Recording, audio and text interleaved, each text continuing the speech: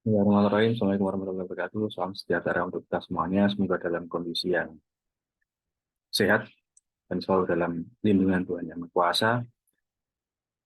Selamat siang waktu Tunisia. Hari ini saya ingin bercerita santai seperti itu melalui video monolog ini berkaitan dengan program internasionalisasi bahasa Indonesia yang dikoordinir oleh Badan Bahasa melalui Pustanda. Dari sana kita sudah bisa memahami mengenai program ini. Jadi program ini adalah program internasionalisasi bahasa Indonesia. Dari program ini kita sudah bisa memahami bahwa program ini berkaitan dengan usaha untuk menginternasionalisasikan bahasa Indonesia di dunia global. Di dunia global. Pertanyaannya dulu ketika saya mengajar sebenarnya ada pertanyaan, apakah bahasa Indonesia itu bisa menjadi bahasa internasional? Ya, sangat mungkin. Karena apa? Karena ya kita punya kekuatan-kekuatan yang bisa menjadikan bahasa kita sebagai bahasa internasional. Dan apakah hari ini bahasa Indonesia sudah menjadi bahasa internasional? Dalam perkembangan, dalam usaha yang dilaksanakan oleh pemerintah. Nah, pertanyaannya adalah, apakah ketika kita menginternasionalisasikan bahasa Indonesia itu ada dasar hukumnya? Ada. Dasar hukumnya adalah Undang-Undang Republik Indonesia Nomor 24 Tahun 2009 Pasal 44. Jadi undang-undang ini itu dibuat pada masa pemerintahan Pak SBY pada saat itu. Pada saat itu Pak SBY melihat bahwa ada peluang bagi bahasa kita, bahasa Indonesia, menjadi bahasa internasional. Pada saat itu ada masyarakat ekonomi ASEAN atau MEA akan dibuka seperti itu, dan pada saat itu pemerintah melihat ini ada peluang bahwa bahasa Indonesia bisa dijadikan menjadi bahasa internasional di lingkup ASEAN pada saat itu. Kenapa? Karena yang pertama, jumlah penutur bahasa Indonesia itu terbanyak di wilayah ASEAN, dan masyarakat kita atau negara kita negara besar. Seperti itu. Makanya pemerintah membuat undang-undang ini dalam rangka menjadikan atau memosisikan bahasa Indonesia kita menjadi bahasa internasional. Nah, kita akan bahas undang-undang ini seperti apa. Jadi, pasalnya, undang-undang ini banyak, dan kita berbicara hanya fokus pada pasal 44. Bagian keempat, mengenai peningkatan fungsi bahasa Indonesia menjadi bahasa internasional. Ayat yang pertama itu berbunyi pemerintah meningkatkan fungsi bahasa Indonesia menjadi bahasa internasional secara bertahap, sistematis, dan berkelanjutan. Artinya ada usaha yang dilakukan oleh pemerintah kita untuk menjadikan bahasa kita menjadi bahasa internasional. Proses pelaksanaannya itu dilakukan secara bertahap. Artinya bertahap, ada tahapan-tahapan yang harus dilalui. Kemudian sistematis, artinya ada sistemnya, baik lembaga atau pihak-pihak yang berkaitan dengan pelaksanaan program ini. Dan yang ketiga, itu berkelanjutan. Artinya tidak hanya satu waktu dilaksanakan pada waktu, misalkan tahun 2009. Tidak. Tapi sampai hari ini, tahun 2023, proses penginternasionalisasian bahasa Indonesia ini masih dilakukan. Yang kedua, peningkatan bahasa Indonesia menjadi bahasa internasional sebagaimana dimaksud pada ayat 1 dikoordinasi oleh lembaga kebahasaan. Sangat jelas bahwa ayat ini menyampaikan bahwa proses penginternasionalisasian bahasa Indonesia itu dilakukan atau dilaksanakan, dikoordinir oleh Badan Bahasa. Dan Badan Bahasa itu ada beberapa skup, dan program internasionalisasi bahasa Indonesia ini ditanggung jawab oleh Pustanda. Sekarang namanya Pustanda, kalau dulu namanya PPSDK. Nanti saya akan jelaskan mengenai dua lembaga ini. Yang ketiga, ketentuan lebih lanjut mengenai peningkatan fungsi bahasa Indonesia menjadi bahasa internasional sebagaimana dimaksud pada ayat 1 diatur dalam peraturan pemerintah. Jadi ada peraturan-peraturan yang harus dilaksanakan baik terhadap pelaksana maupun bagi pengajar-pengajar yang akan dikirimkan atau ditugaskan ke luar negeri dan lain sebagainya. Jadi peraturannya jelas ada. Jadi seperti itu. Nah, saya ingin menjelaskan mengenai lembaga-lembaga yang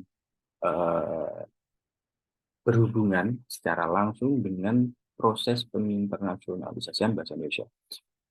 Jadi pemerintah melalui Kementerian Pendidikan Kebudayaan Riset dan Teknologi yang hari ini dijabat oleh Mas Menteri, jadi Mas Nadiem Makarim, kemudian langsung dikoordinir oleh Badan Bahasa. Kalau sekarang Badan Bahasa, ya kepala Badan Bahasa itu Pak Aminuddin Aziz ya, jadi seperti itu. Kemudian program internasionalisasi bahasa Indonesia itu dilaksanakan oleh lembaga ini. Jadi dulu tahun 2016 itu nama lembaganya yang menanggung jawabi pelaksanaan internasionalisasi bahasa Indonesia ini adalah Pusat Pengembangan Strategi dan Diplomasi Kebahasaan atau PPSDK. Kemudian tahun 2021 program ini berganti nama menjadi Pusat Penguatan dan Pemberdayaan Bahasa atau Pusdamkan. Pada saat itu tahun 2016 itu kepala PPSDK itu adalah Profesor Emi Emilia, dan yang sekarang itu Pak Iwa Lukman. Jadi seperti itu, Bapak Iwa Lukman. Jadi ini adalah lembaga-lembaga yang berhubungan secara langsung terhadap proses atau terhadap program penginternasionalisasian bahasa Indonesia. Nah, saya mau bercerita seperti ini. Jadi program ini bagaimana berlangsungnya? Jadi berlangsungnya program ini itu dimulai pada tahun 2016. Sebenarnya program ini sudah dilaksanakan sebelumnya, tahun 2015, yang saya ketahui. Tapi pada saat itu, Badan Bahasa mengirimkan, jadi program ini dilaksanakan oleh Badan Bahasa. Artinya para PNS di Badan Bahasa ataupun Balai Bahasa di setiap provinsi itu akan dikirimkan, ditugaskan ke luar negeri untuk menginternasionalisasikan bahasa Indonesia. Namun, karena melihat animo masyarakat luar negeri yang begitu besar, maka pemerintah membuka seperti apa ya, aplikasi seperti itu, lamaran kepada para pengajar bahasa Indonesia, khususnya kepada para pengajar IPA untuk bertugas di luar negeri. Tanggal 13 Januari 2016 itu awal mula seleksi dari program ini yang dibuka secara umum. Jadi pada saat itu yang saya ingat, kami mendaftar seperti itu, kemudian diseleksi secara administrasi, kemudian kami lulus secara administrasi, kemudian kami ada tes lagi, seleksinya ada administrasi dan wawancara dan praktik mengajar. Pada saat itu kami yang mendaftar pada saat itu ya, kami melakukan seleksi di Bogor, di kantor PPSDK pada saat itu. Kemudian kami ada wawancara seperti itu mengenai pengalaman-pengalaman kami, seperti itu apakah pernah mengajar mahasiswa asing, berapa tahun lamanya kita mengajar, dan level-level apa yang sudah kita ajarkan, seperti itu. Kemudian kami setelah itu kami diminta untuk praktik mengajar. Jadi kami diminta untuk menyiapkan sebuah rencana pembelajaran RPP seperti itu yang bisa dilaksanakan dalam 1 jam pembelajaran seperti itu. Jadi kami langsung praktik mengajar seperti itu di hadapan satu ya penguji seperti itu ya, penguji seperti itu. Kemudian kami mengajar, ya setelah itu selesai sudah. Kemudian ada pertanyaan-pertanyaan seperti itu. Jadi yang menguji kami itu ya berperan sebagai mahasiswa kami. Jadi ya beliau bertanya kepada kami sebagai guru yang sedang seleksi seperti itu. Seperti itu. Kemudian ada pengumuman lulusan dan alhamdulillah pada saat itu saya dinyatakan lulus. Kemudian tanggal 21 sampai 29 Januari 2016 itu, maaf, ini ada tipu, pembekalan. Jadi ada pembekalan kepada kami sebagai pengajar-pengajar IPA sebelum kami ditugaskan mengajar di luar negeri. Jadi seperti itu pembekalannya itu ya banyak hal terkait dengan pembelajaran, pengajaran, strategi, metode, kemudian budaya, kemudian banyak hal. Jadi itu dilaksanakan ya, kurang lebih 1 minggu ya. Jadi seperti itu. Tanggal 16 Februari 2016 itu kami secara resmi seperti itu diberangkatkan. Jadi proses pemberangkatan itu tanggal 16 Februari 2016. Nah, ini adalah foto pada saat itu ya. Pada saat itu menterinya adalah Pak Anies Baswedan dan kami ya, secara ofisial seperti itu ya, secara resmi diberangkatkan oleh Pak Anies Baswedan. Ini saya pojokan ini. Yang saya ingat pada saat itu banyak sekali dari teman-teman dari Balai Bahasa Provinsi maupun pusat. Nah, yang saya tahu bukan dari Balai Bahasa atau dari Badan Bahasa itu saya, kemudian beliau, kemudian ini teman saya ini dan ini. Jadi mayoritas yang saya lihat ini memang banyakkan dari Balai Bahasa ataupun Badan Bahasa. Karena mungkin ini adalah tahun pertama ya. Tahun pertama dari pelaksanaan program. Jadi otomatis beliau-beliau adalah orang yang sudah sangat berpengalaman di bidang kebahasaan, ya otomatis mereka punya kesempatan yang lebih besar dibandingkan oleh pengajar-pengajar umum seperti itu. Saya kira seperti itu. Kemudian untuk saya yang pada saat itu ditugaskan di Mesir pada saat itu, kami diberangkatkan pada tanggal 29 Agustus 2016. Pada saat itu yang berangkat ke Mesir itu ada empat pengajar. Jadi di sini ada jadi saya, kemudian Mas Alfatkan ini di sini, kemudian ini Pak Alfat, ini Bapak kami dari Badan Bahasa, jadi dari Badan Bahasa, dan satu Bu Agnes. Sepertinya di foto ini tidak ada. Jadi pada saat itu memang tidak semuanya ya, tidak semuanya ikut uh, ikut dilepaskan seperti itu karena ya saya pikir karena tidak ada di foto ini. Atau dulu saya masih coba mengingat ya, apakah memang dulu itu 2 kali foto seperti itu. Saya ingat saya ada satu, tapi pada saat itu yang ditugaskan ke Mesir ada 4. Yang satu Bu Agnes. Nanti berkaitan dengan pengajaran di Mesir, saya akan bercerita di video selanjutnya. Jadi seperti itu. Pada saat seleksi dulu memang kalau ditanya seperti apa pengambilan negara atau kita ditugaskan di negara tertentu itu seperti apa prosesnya. Pada saat seleksi ada form seperti itu yang kita diminta untuk memasukkan atau memilih negara-negara yang bisa kita tuju sebagai negara yang akan menjadi tempat tugas kita. Pada saat itu saya memilih yang pertama itu Mesir. Kenapa? Karena saya punya background latar belakang pernah di pesantren seperti itu dari kecil sampai SMA. Jadi latar bahasa Arab saya juga ada seperti itu. Yang kedua, saya memilih Amerika kalau tidak salah ingat ya. Ya Amerika. Kenapa? Karena pada saat itu saya memiliki pengalaman yang cukup banyak dengan program-program di Amerika di Universitas Negeri Malang, lembaga saya mengajar.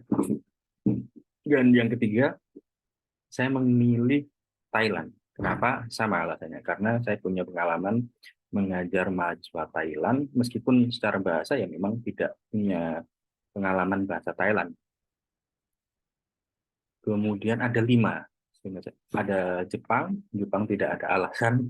secara jujur tidak ada alasan kenapa Jepang, yang keempat Australia, dan sebenarnya juga tidak ada alasan. Jadi yang ada alasan tiga negara tadi, Mesir, Amerika, dan Thailand. Jadi seperti itu, dan alhamdulillah pada saat itu saya diterima, kemudian ditugaskan di Mesir.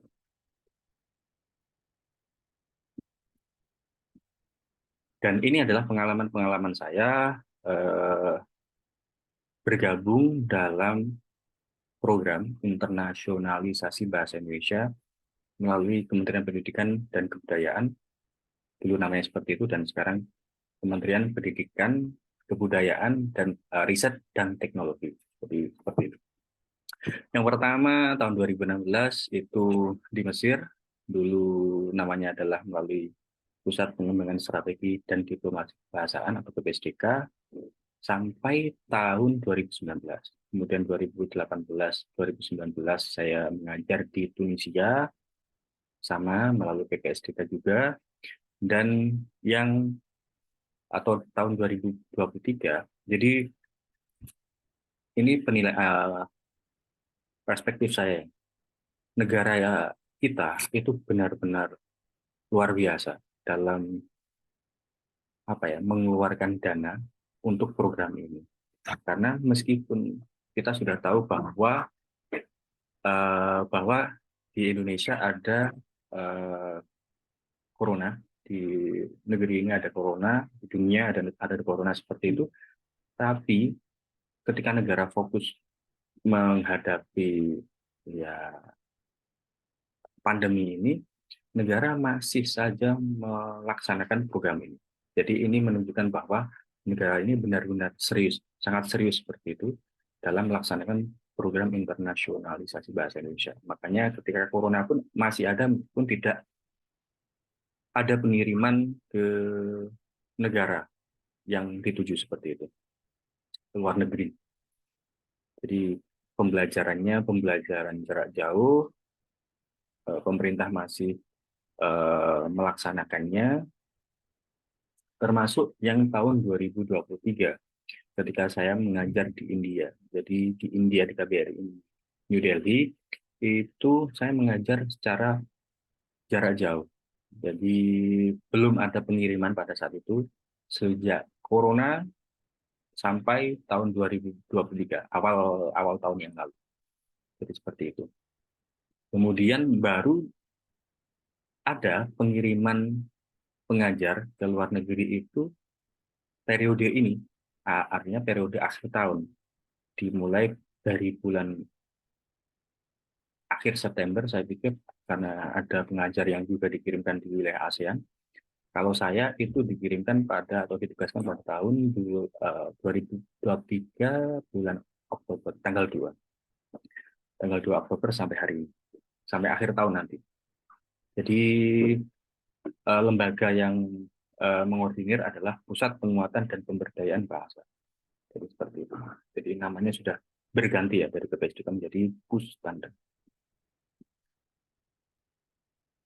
Jadi seperti itu teman-teman, berkaitan dengan pengalaman saya di beberapa negara. Nanti saya akan ceritakan di video yang lain ya, karena supaya tidak terlalu panjang. Jadi seperti itu.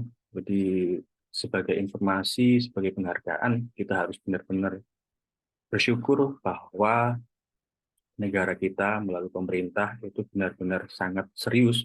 Saya sudah benar-benar sangat sungguh serius ya.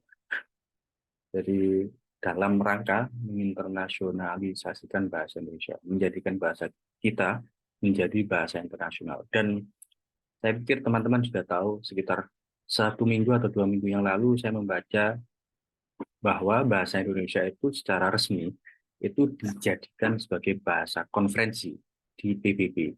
Jadi berdampingan dengan bahasa Inggris, bahasa Perancis, bahasa Spanyol, bahasa Arab, bahasa Cina, bahasa Rusia.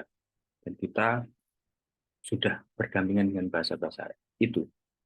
Otomatis kita harus bersyukur bahwa posisi kita, termasuk kepada para pihak, termasuk para pengajar yang sudah berjuang di luar negeri menginternasionalisasikan bahasa Indonesia, kita harus bersyukur bahwa kita sudah satu tingkat berjalan ke depan.